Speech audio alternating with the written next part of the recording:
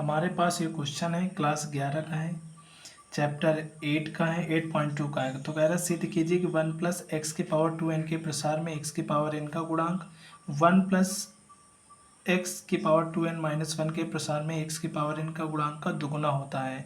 मतलब अगर आप इसका गुणांक निकालेंगे, इसका गुणांक निकालेंगे और फिर इसका गुणांक निकालेंगे तो ये दोगुना है, मतलब ये ज़्यादा है दोगुना। तो चलो देखो इस सवाल को कैसे करते हैं, समझते हैं। इस सवाल को बहुत ही सरल तरीके से हल करेंगे। तो सबसे पहले हम क्या करेंगे, इसमें इसका प्रसार कर लेते हैं। तो लिखा 1 प्लस एक्स की पावर 2n, ठीक है। इसमें मान लेते हैं कि जो x की पावर n है वो इसके r प्लस 1वें पद में होगा। तो r प्लस 1वां पद इसका निकाल लेते हैं। तो 2nc r 1 की power 2n minus r into x की पावर r, ठीक है। अब x की पावर n का गुणांक, तो यहाँ पर लिखेंगे x की पावर n का गुणांक। तो गुणांक को हम p से नोट करेंगे। अब देखो इसकी वैल्यू तो 1 हो जाएगी, ठीक है। और जहाँ पर r लिखा है वहाँ पर n लिख देंगे तो x की पावर n बन जाएगा। अब x की पावर n का गुणांक ये सिर्फ बचेगा 2nc, r की जगह पर n कर देंगे। इसी प्रकार इसके प्रसार में x की पावर n का निकाल लेते हैं। तो यहाँ पर लिखेंगे 1 प्लस एक्स की पावर 2n माइनस 1।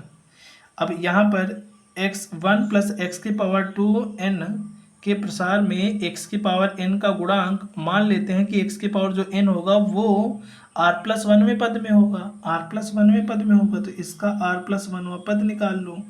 तो निकालेंगे तो 2n माइनस 1 c r और फिर 1 की पावर 2n माइनस 1 और माइनस r हो जाएगा और इंटू एक्स की पावर r हो जाएगा।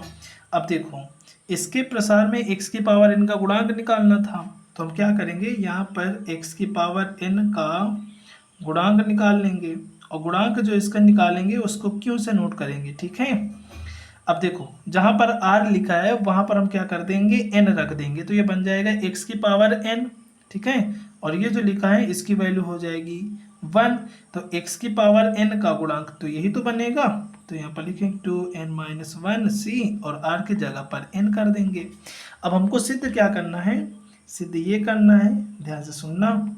सिद्ध करना है कि जब आप 1 प्लस एक्स की पावर 2n के प्रसार का गुणांक निकालते हैं तो ये वाला गुणांक इसके गुणांक का दोगुना है, मतलब ये दोगुना ज़्यादा है और ये कम है। तो इसका जो गुणांक हमने निकाला है उसको नोट किया है p से और इसका जो गुणांक निकाला गया है उसको नोट किया गया है q से।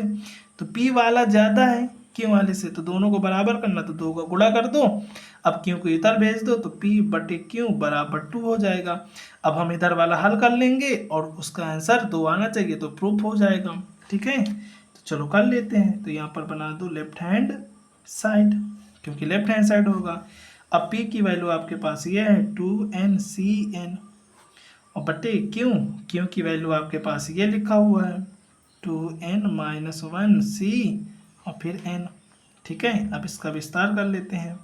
तो 2n फैक्टोरियल बटे n फैक्टोरियल और फिर 2n माइनस n फैक्टोरियल और बटे में 2n माइनस 1 फैक्टोरियल बटे में n फैक्टोरियल गुणे में 2n माइनस 1 और माइनस n फैक्टोरियल, ठीक है।